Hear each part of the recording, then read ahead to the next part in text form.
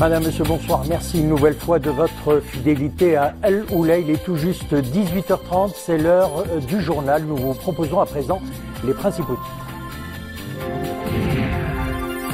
Sa Majesté le roi Mohammed VI, président du comité Al-Quds, adresse un message au secrétaire général des Nations Unies dans lequel le souverain fait part de sa préoccupation suite à l'intention de l'administration américaine de reconnaître Al-Quds comme capitale d'Israël et d'y transférer l'ambassade des États-Unis. Et sur haute instruction royale, le ministre des Affaires étrangères et de la coopération internationale convoque le chargé d'affaires de l'ambassade américaine à Rabat et les ambassadeurs de Russie, de Chine, de France et du Royaume-Uni en présence de l'ambassadeur de l'État de Palestine à Rabat. Minyadina, le salon professionnel de l'artisanat, souffle sa 5e bougie. Organisé sous le patronage de Sa Majesté le Roi, le salon est organisé sous le thème « L'art de vivre à la marocaine ».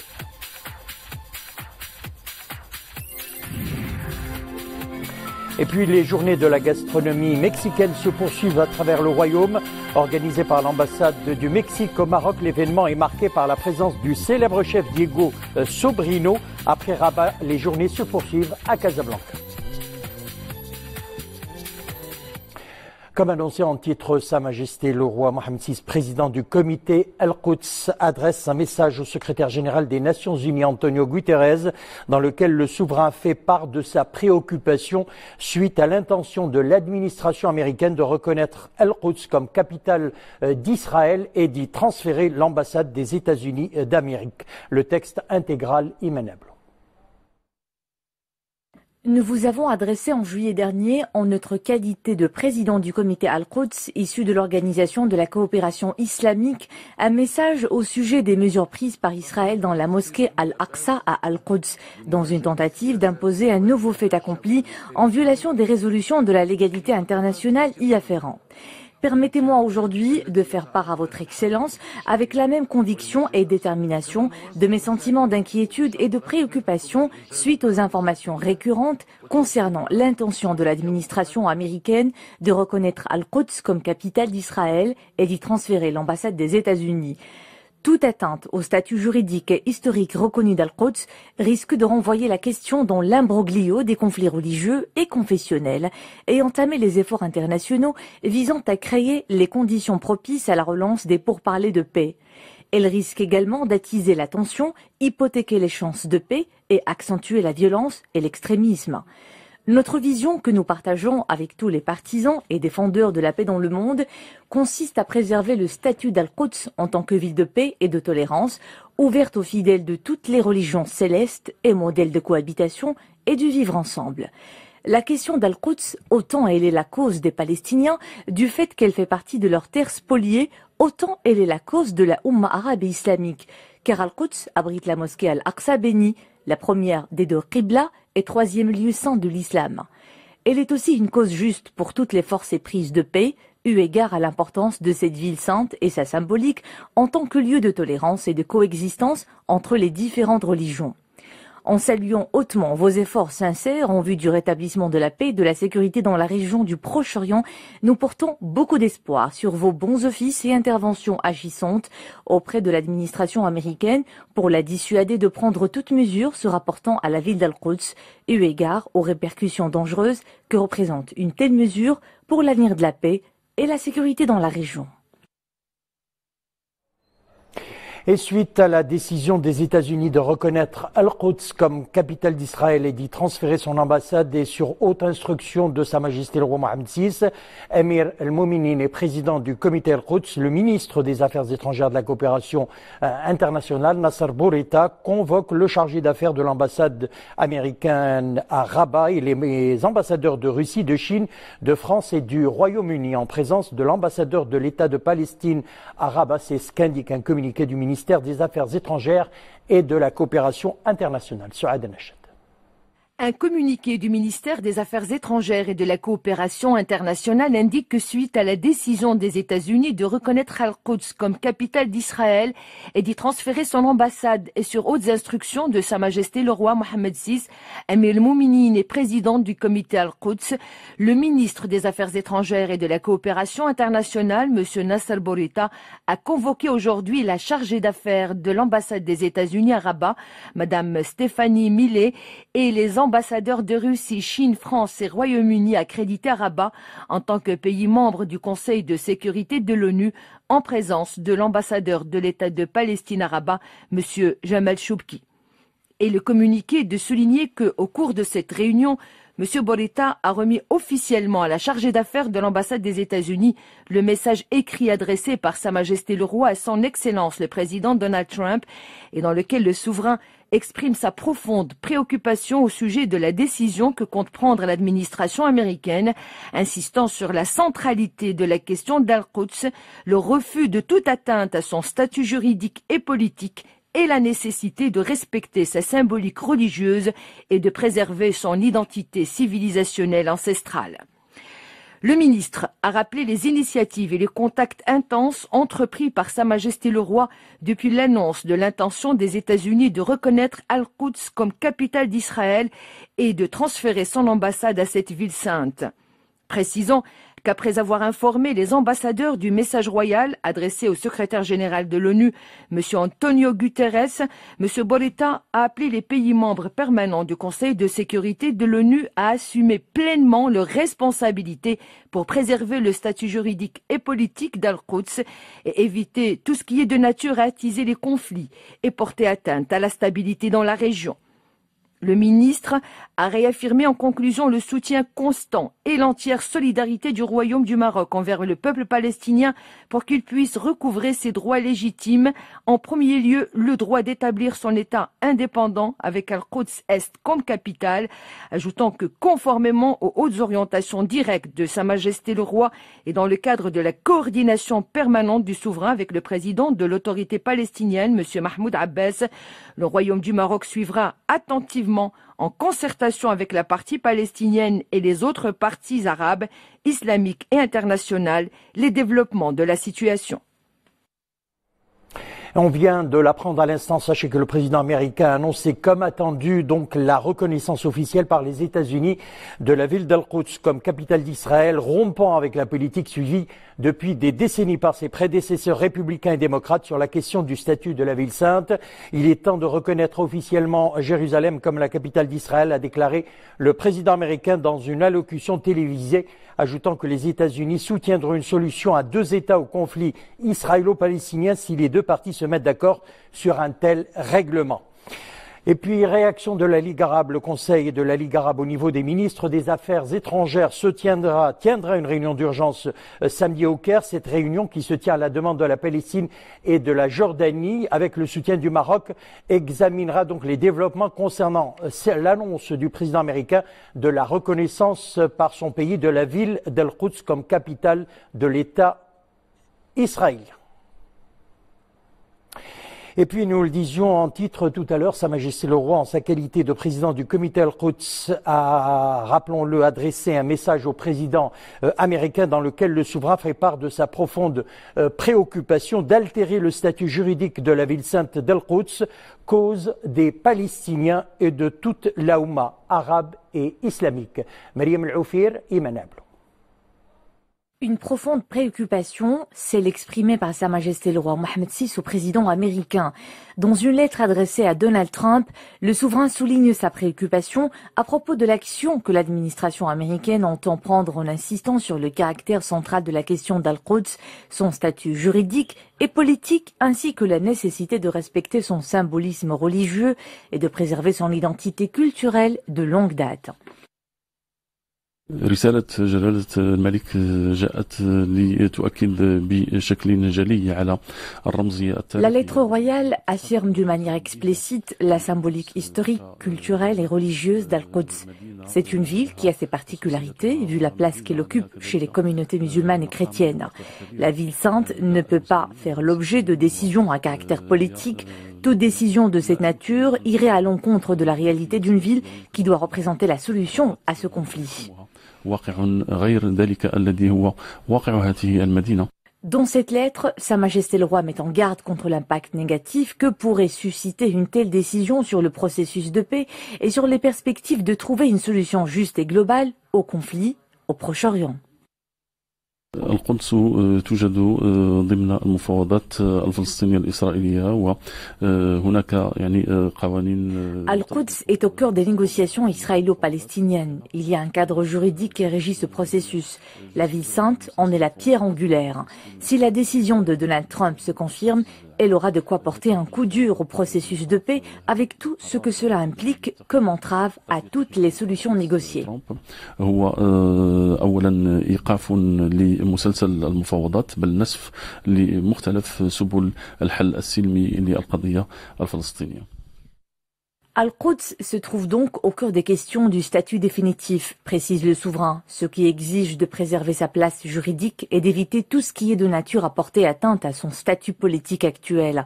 Sa Majesté le Roi réaffirme également l'attachement du Royaume du Maroc à la concrétisation de la vision de la communauté internationale sur une solution à deux États et au processus des pourparlers, conformément aux principes de la légalité et aux résolutions internationales y afférents. On passe à présent au dossier syrien. 21 civils, dont 9 enfants, ont été tués dans les raids aériens attribués à l'aviation russe. Cela s'est passé dans la localité d'El Jezri, dans la province de Deir ez-Zor. Les civils ont péri dans des frappes qui ont touché des immeubles résidentiels. La localité d'El Jezri se situe à l'est du fleuve Euphrate, qui coupe la province pétrolière en deux. D'après l'Observatoire syrien des droits de l'homme, le groupe terroriste autoproclamé État islamique ne contrôle encore que 8% de la province. Et puis la Californie, de nouveau en proie aux flammes dévastatrices. Un gigantesque incendie ravage le nord de Los Angeles, entraînant la mort d'une personne. Plus d'1 millier de pompiers tentent toujours de circonscrire le feu qui a déjà détruit 150 bâtiments et entraîné l'évacuation de quelques 27 000 personnes. L'incendie dans le comté de Ventura, qui se trouve au bord de l'océan Pacifique, au nord de Los Angeles, touche déjà plus de 18 200 hectares selon les autorités locales. L'incendie nommé Thomas a plongé la ville dans un épais nuage de fumée. Des pannes d'électricité ont affecté quelques 250 000 personnes et la fermeture d'une vingtaine d'écoles. On revient chez nous. Le Maroc, résolument engagé à protéger son patrimoine forestier dans le cadre du programme décennal 2015-2024. Ce sont 600 000 hectares à reboiser avec un rythme de 8 000 hectares par an. Aujourd'hui a été lancée l'opération de plantation d'arbres. Elle a eu lieu au niveau du périmètre de Bir al-Ahmar, forêt de Mamoura, dans la commune rurale Amr. Zakaria Mouqimbil. La plantation d'arbres va bon train dans la forêt de Marmora.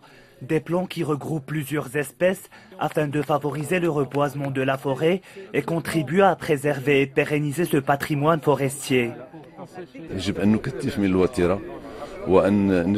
Nous devons multiplier les actions de ce genre, augmenter la cadence de leur réalisation pour aller de l'avant et atteindre l'objectif de la réhabilitation des forêts, afin qu'elles puissent assurer leur rôle écologique, social et économique.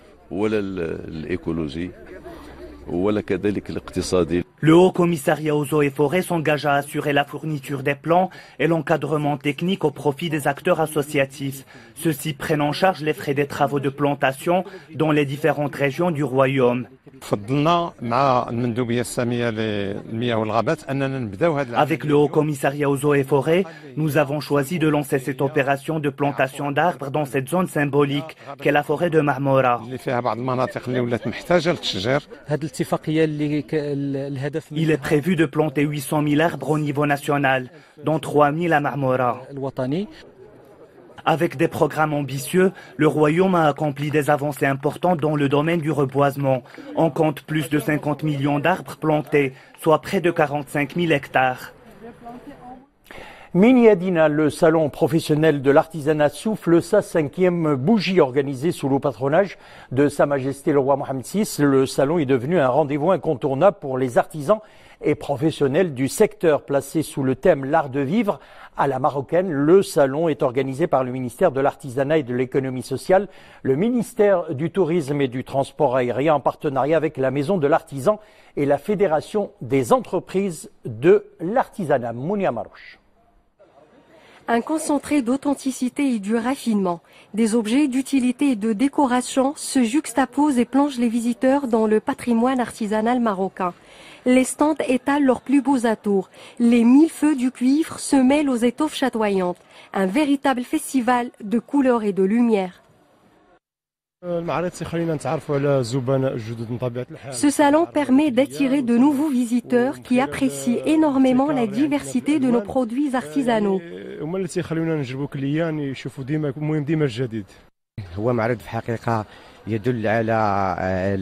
Cette grande messe artisanale, une occasion de faire découvrir les potentialités des produits locaux, notamment ceux de la ville d'Asfi.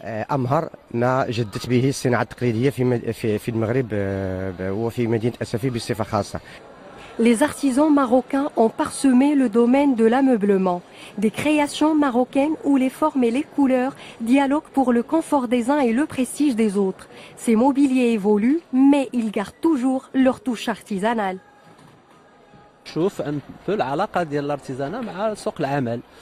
Le secteur de l'artisanat contribue à la création d'emplois, surtout pour les jeunes. C'est une opportunité de découvrir quelques métiers artisanaux menacés de disparition.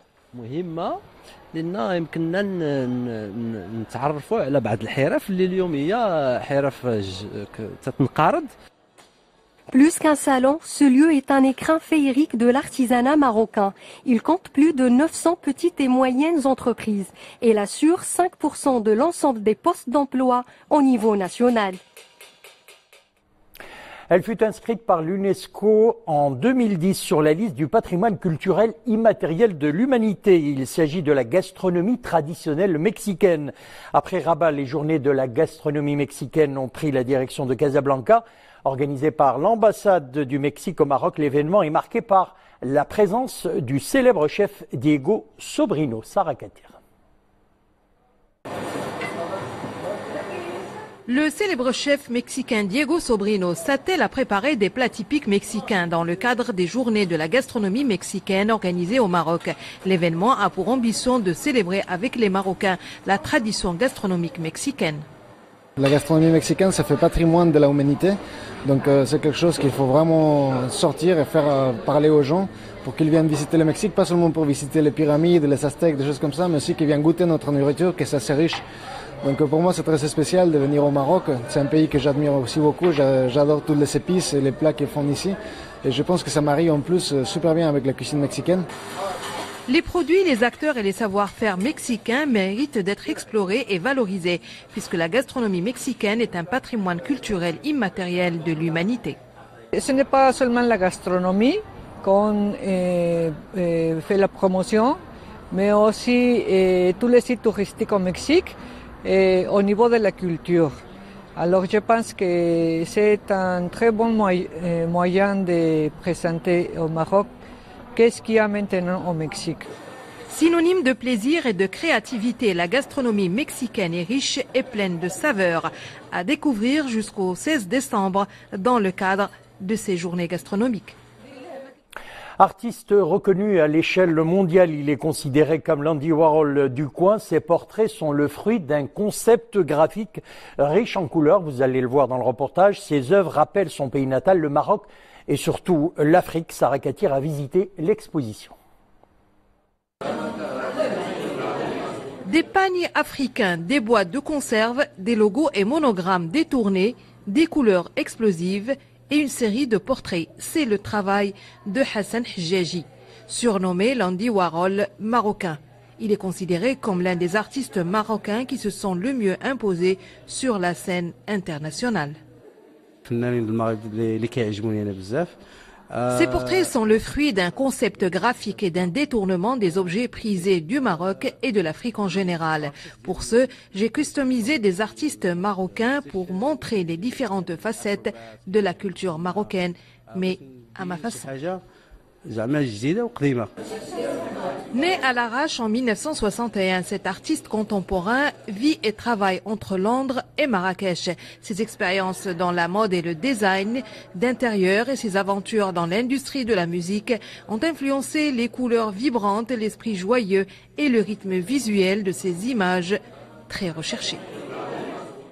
À présent, ce communiqué de la Société nationale des autoroutes du Maroc qui annonce que la circulation sur un tronçon d'1,5 km de la section autoroutière entre Casablanca et Berchid dans le sens Marrakech-Casablanca sera suspendue demain et ce jusqu'à lundi et le trafic à destination de Casablanca sera basculé vers l'autre sens, précise l'ADM. Et avant de nous quitter, je vous rappelle cette information. Le président américain a annoncé ce soir, comme attendu, la reconnaissance officielle par les États-Unis de la ville d'Al-Quds comme capitale d'Israël, rompant avec la politique suivie depuis des décennies par ses prédécesseurs républicains et démocrates sur la question du statut de la ville sainte. Il est temps de reconnaître officiellement Jérusalem comme capitale d'Israël, a déclaré le président américain dans une allocution télévisée, ajoutant que les États-Unis soutiendront une solution à deux États au conflit israélo-palestinien si les deux parties se mettent d'accord sur un tel règlement. Voilà, c'est la fin de notre édition. Merci de l'avoir suivi. L'info revient sur Lula à 20h30. Une excellente soirée et à demain.